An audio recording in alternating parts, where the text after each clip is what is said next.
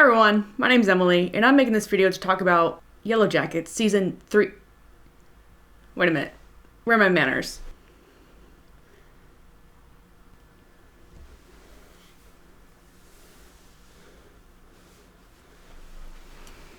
Obviously, for this video, I should mention the spoiler warning for Season 3. And I guess also the other seasons, even though I have never done a Yellowjackets video on this channel. But anyways, this isn't going to be like a retelling of the whole entire season like how I did the Willow video. I doubt most people watched that video, but like it just took so long to edit. And so I'm hoping The Wilderness provides me like a 30-minute video. Hopefully. So in this video, I just want to talk about Season 3 just because I like the show and just talk about points that I find were interesting. But yeah, let's get started. So to start this new season off right, we have to think like the writers. And so to do that, we have to avoid showing any sort of consequence or hardship that came with the cabin burning down. And let's just do a time jump. And so now we're here. We're starting Season 3 in the summertime. And you know, they really wanted you to know that it was summer. I remember thinking that we were gonna get like this mass hallucination plotline where nothing was as nice as it was shown. And by the way, I think it's so funny how we got two colors to really represent this season. One being the hot pink poster and then also the yellow filter. I just think it's so funny. Anyways, the girls, they are thriving in the summertime. They built little huts. They have a little animal pen for humans too. They have feasts, they play games like Capture the Flag, but this time it's with a bone. This Capture the Flag game reveals a few things. Number one, being that Mari's just the decoy. Number two, Shauna's parents must have had to pick her up from kindergarten a lot because she just constantly is biting people this whole season. Like, she was definitely a biter when she was a kid. And then also, number three, but also I guess technically number four, the idea of Mari and Shauna butting heads throughout the whole season. With their kind of rivalry or whatever, it also led into more the idea of the Shauna versus Natalie conflict that comes up later in the season. Speaking of Shauna, if you don't like Shauna, you were probably so exhausted this entire season. I mean, even Shauna defenders are probably exhausted this whole season. Personally, I'm here for the drama, so I think it's kind of fun. But I totally understand if you do or don't like her, because she really dictated this season. Shauna really gets a taste for power this season. And in a way, sure, Melissa gave her a little bit of a push to go get that power, but really she wanted the power the whole time. Just think about her reaction when Natalie got crowned in Season 2. But yeah, one thing I thought was interesting was how in this season, it was obviously between her and Natalie for leadership among the Yellowjackets. So Shauna leading the group, it was really interesting to me to see that while she technically did have the fear factor in her leadership role, she never had the true influence that Natalie did. Natalie was able to lead the girls, whereas Shauna was dictating them. How she didn't get killed is surprising to me, but you know, whatever. The thing that's cool too is that Natalie, she definitely obviously was the true leader of the Yellowjackets. Even when Natalie wasn't the official leader, she still held a lot of weight into how the group operated. I'm thinking specifically to the hunt of the frog scientist. And yeah, one thing too with Shauna that I don't get with fans, like questioning why she's kind of going off the deep end here. I don't know, I don't think I would be in my right mind if my extremely codependent best friend died an unavoidable death that happened because of one of our fights, and my baby also died. And to make matters worse, my teammates made it Wilderness Jesus. So yeah, she's certainly going through it. And I know she's like 19 now. She shouldn't even be in the wilderness, but she also shouldn't be in the clubs. She should really be in therapy. But yeah, again, I understand being annoyed with her later into the season. But again, I'm here for the drama, alright? This basically blends into one of my topics I had for this season, besides the Shauna topic, I guess you could say. And that's morals. You know, I remember going on Twitter at the beginning of the season, seeing people debate morals, and how some people don't agree with some of the characters on the show and their morals. And yeah, I'm a firm believer that people should have their own opinions about things. But personally, this is a fictional TV show, And it literally is about cannibalistic girls in the woods trying to survive and how the consequences of the past affect their life. This was never going to be a show about well-behaved people whose morals are good, you know? I remember seeing that. I think there was a tweet or whatever that was like, pick your favorite cannibal and just watch or whatever. And yeah, that's pretty much my opinion on that. But I just thought to bring it up because I remember it being such a big topic for some reason.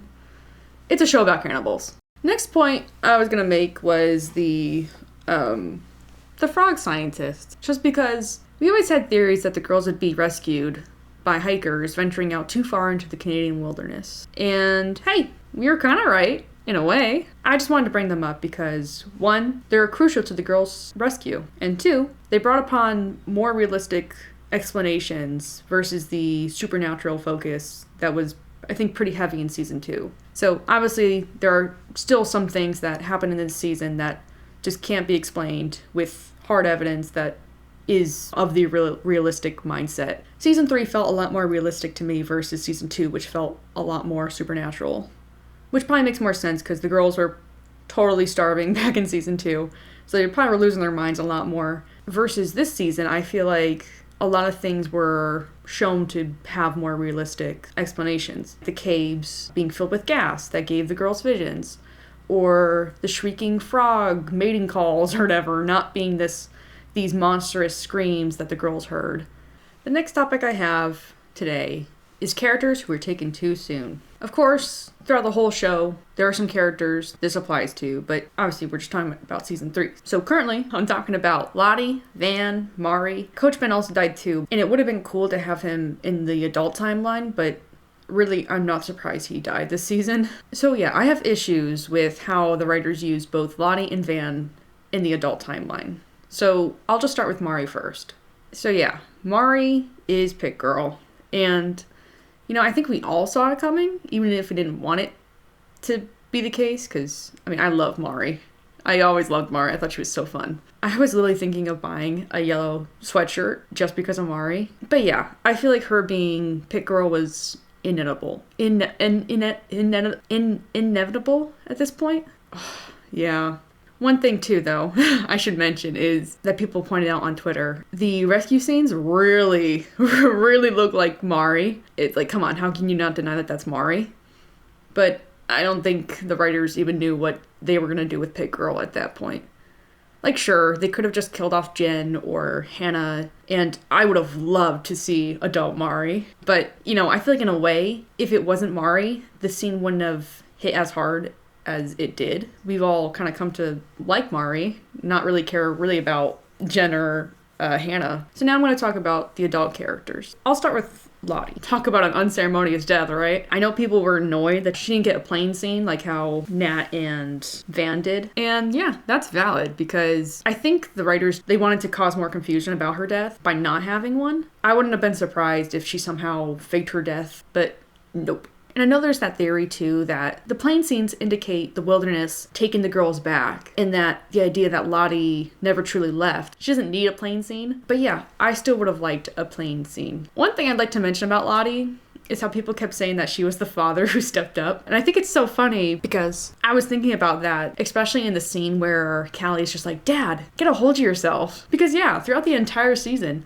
Lottie was, in a way, the closest thing to a parental figure that Callie ever had. Like, yeah, she hung out with her, she took her shopping, she introduced her to shoplifting. I mean, she even gifted her a necklace that was the symbol of sacrifice in the wilderness. If that's not a thoughtful gift, I don't know what is. Anyways, I'll get back to Lottie after I mention Van because the issues I have with both characters are the same, basically. And so yeah, I loved Van. I mean, I liked Lottie too, but Van's like, I loved her. She's great. And yeah, Van had cancer, and one of the more supernatural things in season 2, where at the end of it, Lottie hinted that her cancer would potentially go away because they made a sacrifice. Throughout this whole season, to keep up with the idea of the sacrifices would make it so that Van lived, Ty, who I'm pretty sure was other Ty for pretty much the whole season, or majority of the season, was totally cool to just kill people for her. And that's romantic. But yeah, obviously Van didn't want her to. And so as she kept getting worse and worse throughout the last few episodes, I thought the cancer would be the thing to get her at the end. And I assumed other people felt the same way. And so yeah, I was mentally prepared for it. But, you know, I like Melissa. I thought she was fine. I liked the hat. But when she killed Van, she can go. She can die. My whole thing with Van is that I wish she got a few more scenes not being just with Ty, like as like her girl. Don't get me wrong. I love Ty Van. I think they're fun. I think they're great. Oh yeah, I wrote I wrote that I love them together and would be down if they divorced their husbands in real life to actually get together. I just wish that Van had more scenes outside of just being Ty's girlfriend. Like maybe she interact with the other Yellowjackets. But this idea goes back to Lottie as well, where I think both Lottie and Van in the adult timeline had so much potential. They were so underutilized. Again, having just more scenes. I would have loved that. I think a lot of people would have loved that. That being said, this leads to my next point. Jeff and Callie got too many scenes. And this has nothing at all against the actors who play them. I think they do a great job with their characters. But man, how many scenes do we need of Callie asking, Dad, do you think Mom is crazy? Or how about that one episode, the teens are deciding Coach Ben's fate. And then the next cut is Jeff making old people laugh at bingo. And I don't mind Jeff. I really don't. Or Callie, for that matter. But we could have been giving that screen time to actual Yellowjackets. You know, Ty's family. Ty's family plotline is barely developed after season 1 or even technically half of season 2. And then Lottie and Van, like I mentioned. I don't even think breathe the same air this season. It's funny too, because I feel like the big issue with season 2 is that it focused a lot on the Sudeikis and the cops. And now this season, it's the Sudeikis versus themselves and also furniture deals. Again, I don't hate the characters or, of course, the actors. I just don't think they should be the ones to get that much screen time. We reached about halfway into this video, so I just wanted to take a second and remind us to all stay hydrated and to maybe grab a snack.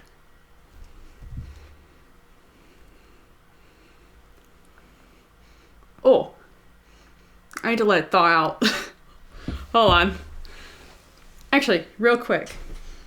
I was purposely trying to wear a flannel for like Shauna and whatever.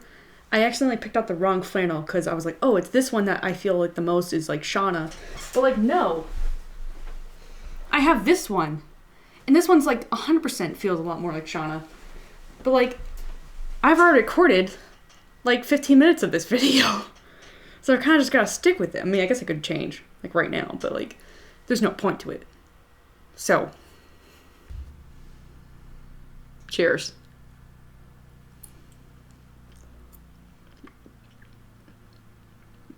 It's a big bite. But that's enough with me ranting about them for now. My next point is a compliment to the actors and all that. And that is the show's acting. I love the acting in the show. In season 3, I feel like just continued that. One thing that was interesting this season that I really liked is it felt like the cast was really connecting to their counterparts. In that way, the teens were reminiscent of the adults and the adults to the teens. Specifically, Sophie Thatcher, I think, absolutely deserves an Emmy. Her portrayal of Nat really felt like I was watching a young Juliette Lewis play the role, and it was so cool hearing multiple lines, thinking like, oh yeah, like that is adult Nat. Teen Misty, who's played by Samantha, is it Ranratty? So sorry if that's not the case. I think also did a good job in terms of really connecting with adult Misty. I also just love Christina Ricci as well. I think, again, both of them bring Misty to life so well. I love it. She's so weird. I love it. There were a lot of times in her performance where I really felt like, I was like, oh yeah, like that's adult Misty. Like this really feels very connected. And that was very cool. Also, speaking of Misty, I always liked her, but this season, she's becoming like one of my favorite characters. And just think, Misty just let it happen. Another performance that I think really connected to the counterpart is adult Melissa. Adult Melanie. Not adult Melanie. Fuck. Melanie, who plays adult Shauna. A lot of her scenes and a lot of her lines really felt like teen Shauna this season. And I also love, too, how unhinged she gets in the later part of the season. And yeah, I hope we get another season so I can watch more of it. Yeah, I'm scared of that, actually. Again, just to round off my point about Jeff and Callie, because for some reason I can't just give a insult or a critique and not have like something to kind of back it up. As much as I kind of shit on their characters just now with them being on my screen for too long, I really do think the actors really pulled together and really bring those characters to life. I mean, obviously, I do think that for every character on this show. I think, again, like I said, acting's all great. Love it. But, I mean, I think I would totally want to skip through Jeff and Callie's scenes if it weren't for Warren and Sarah who play those characters. Lastly, on this point of acting, I wanted to talk a little bit about Hilary Swank. I think the jokes of the Yellowjackets blowing its budget to get her on the show is very funny. And I don't know if that's true or not, but I just could not help but laugh so hard when I saw her walk out with the freaking backwards hat. It just killed me. I will say it made the show feel so unserious, which probably is not a good thing, but hey. This next point I have is kind of just a bunch of issues that I have with the show. So, number one, the relationships from season 1 and season 2 just aren't mentioned or developed further. So, this would be like Nat and Lottie, or Nat and Travis, which that feels weird now. By the way, I was rewatching season 1 being like, why is Natalie obsessing over Travis now, even though they barely talked at all this season, but whatever.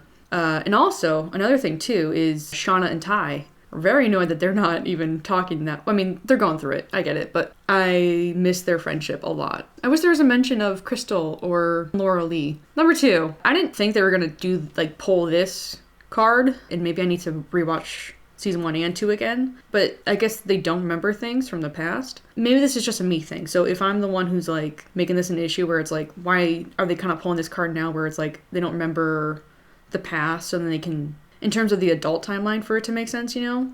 Because if I was them, I would not hang out with Shauna, like, at all after this whole thing. But if they don't remember, then I get it. And I also understand, like, PTSD and all that. The brain can, in a way, make you forget things to just help with your mental health. Like, it blocks memories and stuff. I understand that. I remember people saying that it was mentioned before that they don't really remember a lot from the past. And so, forgive me if I'm totally forgetting or just am dumb and don't remember. Yeah, so that might just be a me thing. So don't take too seriously, just in case. I don't know. Number 3, and this one sounds odd, but they aren't as screwed up as we hoped they would be. And in that sense, I mean, like, the Pit Girl scene. Obviously, from the pilot, we thought that the Pit Girl scene was them at their worst. And that scene was to show, like, how brutal and how crazy they all got in the wilderness. But in reality, what we saw at the end of season 3 is that that's not the case at all. They're actually just totally scared of what they're doing and all that stuff. It was more Shauna just dictating them to eat Mari and hang her up and just dehumanize. I cannot pronounce that word. I'm so sorry. Dehumanize. Just make her less human is what I'm trying to say, which is so sad. I miss Mari. But yeah, we all thought that they would be kind of like screwed up at that point, but they're really not, which kind of sucks. I know it's a really odd thing to say, that I wish that they were more screwed up, but again, you know, it's a show about cannibalistic girls. Anyways, number 4, I don't know how Shauna survived the teen timeline. Like, it's crazy to me that she did not get killed in her sleep. After the conflict between her and Melissa, where, like, Melissa Peter Pans and all that stuff, I don't understand how the girls weren't just like, guys, Steven, we gotta kill this guy. I don't understand how she ended up living. Crazy. I don't know. And then also, number 5, I guess is my last one because I can't think of any others. The writer's time jumping anytime there's an interesting plot with consequences to it. So again, the burning of the cabin. I think a lot of people would have liked to see them dealing with the very end of winter. I'm going to actually see if they'll do that because the tourists would love to see the orca. So we have nothing now. We have to make huts now. We have to try to reinvent ourselves, I guess you could say. And hold on, let me scroll down real quick. So finally, my last point, rescue, and where does the show go from here? If we even get a season 4, because Paramount Plus has not said anything yet, and so I'm a little scared. I'm hoping by the time of me releasing this video, it will have been renewed, but I'm scared because I just keep seeing people, the actors and stuff, post like kind of farewell post, and I'm a little scared. But yeah, at the end of season 3, we see Mari really is the decoy. This time for Nat to be able to head up to the mountains to go get a signal on the phone device thing to call for rescue. And yeah, she makes contact. Rescue is soon to be for the Yellowjackets. The thing is though, is how long is it going to take for them to actually be rescued? Our last few episodes ended with the snow just starting to fall in the northern Canadian woods. I would take a guess then and say that that would probably be around late October, maybe early November. And if that's the case, then they wouldn't be rescued for another 2 or 3 months. So get ready for another hunt, huh? Oh god, that's fucked up, Emily. That's so fucked up. This is modeled after my own ear, okay? Which is probably even weirder, but hey. I'm also dying to see Shauna's reaction when Nat finally comes back. But knowing the Yellowjackets writers, they're probably gonna give us like a 2-week later time jump, and just, we're never gonna see that reaction ever. I'm also curious too, like, who will survive until rescue, because I know there's like the 8 survivors theory, but it technically isn't like 100% confirmed. And yeah, is it bad? I kind of want there to be like a full-out war, like right before rescue. I think it'd be devastating and also just kind of ironic. Imagine the girls are just absolutely killing each other, just left and right, and then rescue comes and they're just like, yeah, so yeah, man. And they just have to act like they're normal. Anyways, that's about all I wanted to talk about with Yellowjackets Season 3. Don't know if you can't tell. I drank like a ton of coffee before this, so I just kind of kept going and going and going. I was hoping to have a little bit more comedic timing, but sorry. But anyways, if you liked this video, thanks. I'm glad you liked it, and I had fun making it. And I hope to see you in another video. Bye! Oh wait, hold on, is this way?